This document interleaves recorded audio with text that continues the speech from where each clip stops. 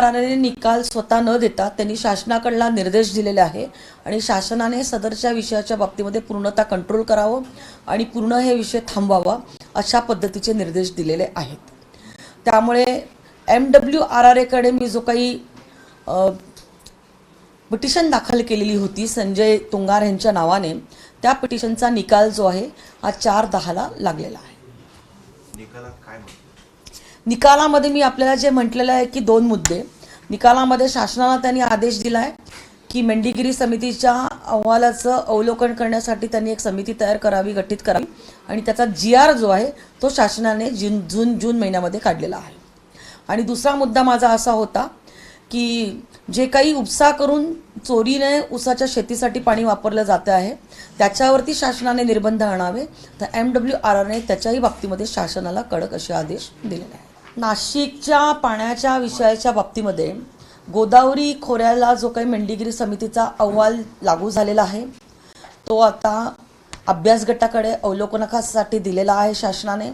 त्याचं अवलोकन अजून बाकी आहे आणि म्हणून माझी शासनाला या विषयाच्या बाबतीत मी पत्रव्यवहार आज करत आहे।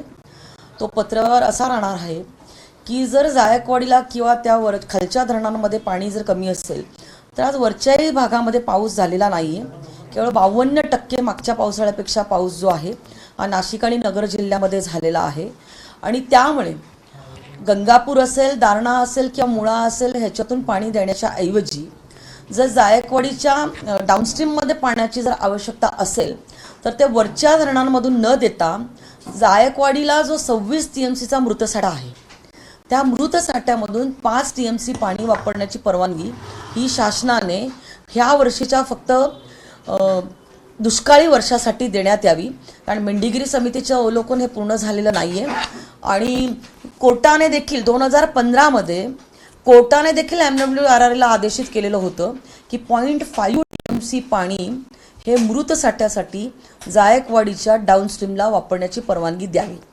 त्याचप्रमाणे 2012, 2015 आणि 2018 या 3 वर्षांमध्ये जायकवाडीच्या बॅकवॉटरमधून जवळपास 10 TMC किंवा त्यापेक्षा अधिक पाणी जे आहे मृत साठ्यामधून वापरलं गेलेलं आहे। त्यामुळे ह्यावेळेस हायकोर्टाने जसा निर्णय दिलेला होता 2015 मध्ये त्याच धर्तीवरती शासनाने मृत साठ्यामधून पाणी वापरण्याची जर परवानगी दिली तर ह्याचा फटका जो आहे नाशिक जिल्ह्याला बसणार नाही, शेतीला, नगरलाही बसणार नाही आणि जायकवाडीवरती जे अवलंबून भाग आहे त्याला देखील बसणार नाही। आज किंवा उद्याला पाणी सोडण्याची शक्यता आहे, आता आपली भूमिका काय राहणार आहे सध्याच्या सोडण्याच्या पाण्याच्या बाबतीत? आमची पाणी सोडण्याला सध्याच्या परिस्थितीमध्ये नाशिक जिल्ह्यामध्ये जर पुरता पाणी पुरवठा असता तर पाणी सोडायला हरकत नव्हती, परंतु आज सर्वच ठिकाणी आज आवर्षण वर्ष आहे। आपण बघितलं असेल की नाशिक जिल्ह्याला पावसाळ्यामध्ये कधीच सिंचनासाठी आवर्तन सोडण्याची आवश्यकता पडली नाही, पण ह्या वर्षी आवर्तनाची मागणी झालेली आहे। त्यामुळे नाशिक जिल्हा हा दुष्काळी आहे, पुढच्या उन्हाळ्यात अत्यंत अडचणीमध्ये जाणार आहे, शेतीसाठी तर त्याहूनही मोठ्या प्रमाणामध्ये अडचणी येणार आहे आणि आत्ता जर पाणी सोडलं गेलं तर द्राक्षाची एक बाग लावण्यासाठी 10 ते 12 लाख रुपयाचा खर्च येतो।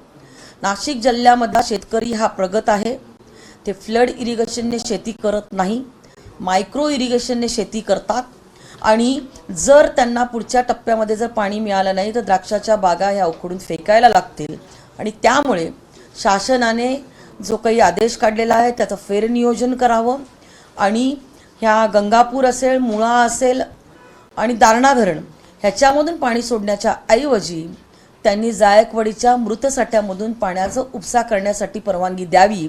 कारण MWRRA कडे जेव्हा मी पिटिशन दाखल केली होती तेव्हा त्यांनी शासनाने त्याच्यामध्ये असं सांगितलं होतं की 2018 मध्ये किंवा त्याच्या आधी जो काही उपसा केला गेलेला आहे धरणामधून मृत साठ्यामधून तो उपसा त्याने पिण्याच्या पाण्यासाठी केलेला आहे। मग तेव्हा त्यांनी शासनाची परवानगी न घेता उपसा केलेला आहे, तर आता शासनाने त्यांना परवानगी द्यावी आणि मृत साठ्यामधून 5 TMC पाणी घेतलं तर मला असं वाटतंय की बाष्पीभवनाच्यामुळे जे लॉसेस होतात ते लॉसेस सुद्धा थांबतील आणि नाशिक, नगर आणि जायकवाडीवरचं संकट हे दूर होईल। धन्यवाद। निश्चित स्वरूपामध्ये मला असं वाटतंय की आदरणीय शासनाची भूमिका जी आहे ह्या विषयाच्या बाबतीमध्ये पूर्णतः विचार करेल.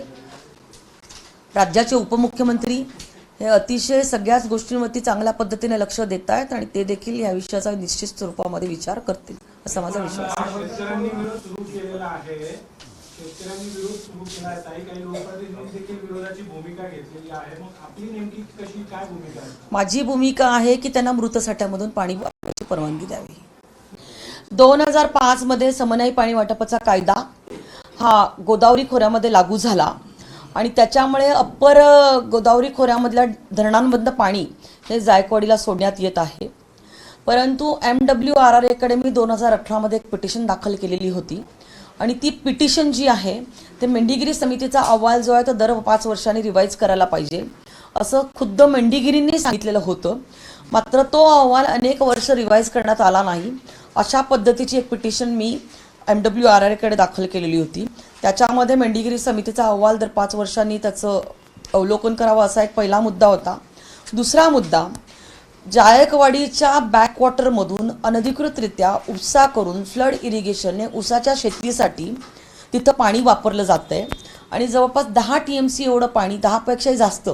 कारण जर आपण तेव्हा 2018च्या कालावधीमध्ये 16 मध्ये गुड इयरमध्ये जे काही पाणी वापरलं गेलं होतं त्याच्यातनं जो काही शेती झालेली होती ऊसाची, तर त्या ऊसाच्या गाळपासाठी जवळपास 26 TMC पाणी लागत होतं कृषी विभागाच्या नियामकाप्रमाणे आणि 26 TMC पाणी हे मोठ्या प्रमाणामध्ये उपसा करून जायकवाडीच्या धरणामधून वापरले जाते. हे 2 मुद्दे मी प्रकर्षाने MWRRA कडे लक्षात आणून दिले.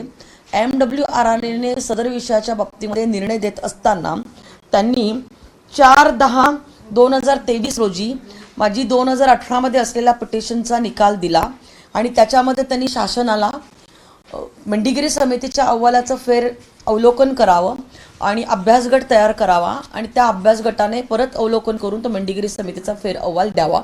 त्याच्यासाठी शासनाने देखील आता जून महिन्यामध्ये GR काढलेला आहे.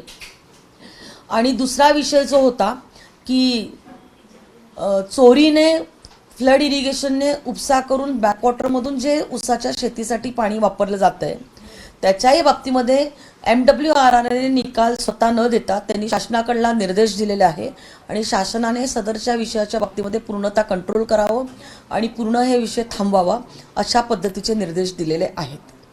त्यामुळे MWRRA कडे मी जो काही पिटिशन दाखल केलेली होती संजय तुंगार यांच्या नावाने, त्या पिटिशनचा निकाल जो आहे हा 4/10 लागलेला आहे. निकालामध्ये मी आपल्याला जे म्हटलेलं आहे की 2 मुद्दे. निकालामध्ये शासनाला त्यांनी आदेश दिला आहे की मेंढीगिरी समितीच्या अहवालाचं अवलोकन करण्यासाठी त्यांनी एक समिती गठीत करावी आणि त्याचा GR जो आहे तो शासनाने जून महिन्यामध्ये काढलेला आहे. आणि दुसरा मुद्दा माझा असा होता की जे काही उपसा करून चोरीने ऊसाच्या शेतीसाठी पाणी वापरलं जाते आहे त्याच्यावरती शासनाने निर्बंध आणावे, तर MWRRA ने त्याच्याही बाबतीमध्ये शासनाला कडक असे आदेश दिलेले आहेत. एक मिनिट स्टॉप करा. आता तुम्ही प्रश्न विचारा नाशिकच्या पाण्याचा की मी तुम्हाला हां आता जो आहे ना तर पाण्याचा सोडण्याचा विषय तो मला तुम्ही विचारा. नाशिकचं पाणी जायकवाडीला सोडलं पाहिजे का नाही पाहिजे, तुमचं काय म्हणणं आहे? नाशिकच्या पाण्याच्या विषयाच्या बाबतीमध्ये गोदावरी खोऱ्याला जो काही मेंढीगिरी समितीचा अहवाल लागू झालेला आहे तो आता अभ्यास गटाकडे अवलोकनासाठी दिलेला आहे शासनाने. त्याचं अवलोकन अजून बाकी आहे आणि म्हणून माझी शासनाला या विषयाच्या बाबतीमध्ये मी पत्रव्यवहार आज करत आहे. तो पत्रव्यवहार असा राहणार आहे की जर जायकवाडीला किंवा त्या खालच्या धरणांमध्ये पाणी जर कमी असेल तर आज वरच्याही भागामध्ये पाऊस झालेला नाही आहे. केवळ 52% मागच्या पावसाळ्यापेक्षा पाऊस जो आहे हा नाशिक आणि नगर जिल्ह्यामध्ये झालेला आहे आणि त्यामुळे गंगापूर असेल, दारणा असेल किंवा मुळा असेल ह्याच्यातून पाणी देण्याच्या ऐवजी जर जायकवाडीच्या डाऊनस्ट्रीममध्ये पाण्याची जर आवश्यकता असेल तर ते वरच्या धरणांमधून न देता जायकवाडीला जो 26 TMCचा मृतसाठा आहे त्या मृतसाठ्यामधून 5 TMC पाणी वापरण्याची परवानगी ही शासनाने ह्या वर्षीच्या फक्त दुष्काळ दुष्काळी वर्षासाठी देण्यात यावी, कारण मेंढीगिरी समितीचं अवलोकन हे पूर्ण झालेलं नाहीये आणि कोर्टाने देखील 2015 कोर्टाने देखील MWRRला आदेश केलेलं होतं की 0.5 TMC पाणी हे मृत साठ्यासाठी जायकवाडीच्या डाऊनस्ट्रीमला वापरण्याची परवानगी द्यावी। त्याचप्रमाणे 2012, 2015 आणि 2018 ह्या 3 वर्षांमध्ये जायकवाडीच्या बॅकवॉटरमधून जवळपास 10 TMC किंवा त्यापेक्षा अधिक पाणी जे आहे मृत साठ्यामधून वापरलं गेलेलं आहे। त्यामुळे ह्यावेळेस हायकोर्टाने जसा निर्णय दिलेला होता 2015 त्याच धर्तीवरती शासनाने मृत साठ्यामधून पाणी वापरण्याची जर परवानगी दिली तर ह्याचा फटका जो आहे नाशिक जिल्ह्याला बसणार नाही, शेतीला, नगरलाही बसणार नाही आणि जायकवाडीवरती जे अवलंबून भाग आहे त्याला देखील बसणार नाही। पण आता आज किंवा उद्याला पाणी सोडण्याची शक्यता आहे। आता आपली भूमिका काय राहणार आहे सध्याच्या सोडण्याच्या पाण्याच्या बाबतीत? आमची पाणी सोडण्याला सध्याच्या परिस्थितीमध्ये नाशिक जिल्ह्यामध्ये जर पडता पाणी पुरवठा असता तर पाणी सोडायला हरकत नव्हती, परंतु आज सर्वच ठिकाणी आज आवर्षण वर्ष आहे। आपण बघितलं असेल की नाशिक जिल्ह्याला पावसाळ्यामध्ये कधीच सिंचनासाठी आवर्तन सोडण्याची आवश्यकता पडली नाही, पण ह्या वर्षी आवर्तनाची मागणी झालेली आहे। त्यामुळे नाशिक जिल्हा हा दुष्काळी आहे, पुढच्या उन्हाळ्यात अत्यंत अडचणीमध्ये जाणार आहे, शेतीसाठी तर त्याहूनही मोठ्या प्रमाणामध्ये अडचणी येणार आहे आणि आत्ता जर पाणी सोडलं गेलं तर द्राक्षाची एक बाग लावण्यासाठी 10 ते 12 लाख रुपयाचा खर्च येतो। नाशिक जिल्ह्यामधला शेतकरी हा प्रगत आहे, ते फ्लड इरिगेशनने शेती करत नाही, मायक्रो इरिगेशनने शेती करतात आणि जर त्यांना पुढच्या टप्प्यामध्ये जर पाणी मिळालं नाही तर द्राक्षाच्या बागा ह्या उखडून फेकायला लागतील आणि त्यामुळे शासनाने जो काही आदेश काढलेला आहे त्याचं फेरनियोजन करावं आणि ह्या गंगापूर असेल, मुळा असेल आणि दारणा धरण ह्याच्यामधून पाणी सोडण्याच्या ऐवजी त्यांनी जायकवाडीच्या मृत साठ्यामधून पाण्याचं उपसा करण्यासाठी परवानगी द्यावी। कारण MWRRकडे जेव्हा मी पिटिशन दाखल केली होती तेव्हा त्यांनी शासनाने त्याच्यामध्ये असं सांगितलं होतं की 2018 किंवा त्याच्या आधी जो काही उपसा केला गेलेला आहे धरणामधून मृत साठ्यामधून तो उपसा त्याने पिण्याच्या पाण्यासाठी केलेला आहे। मग तेव्हा त्यांनी शासनाची परवानगी न घेता उपसा केलेला आहे, तर आता शासनाने त्यांना परवानगी द्यावी आणि मृत साठ्यामधून 5 TMC पाणी घेतलं तर मला असं वाटतंय की बाष्पीभवनाच्यामुळे जे लॉसेस होतात ते लॉसेस सुद्धा थांबतील आणि नाशिक नगर आणि जायकवाडीवरचं संकट हे दूर होईल। धन्यवाद। निश्चित स्वरूपामध्ये मला असं वाटतंय की आदरणीय शासनाची भूमिका जी आहे ह्या विषयाच्या बाबतीमध्ये पूर्णतः विचार करेल।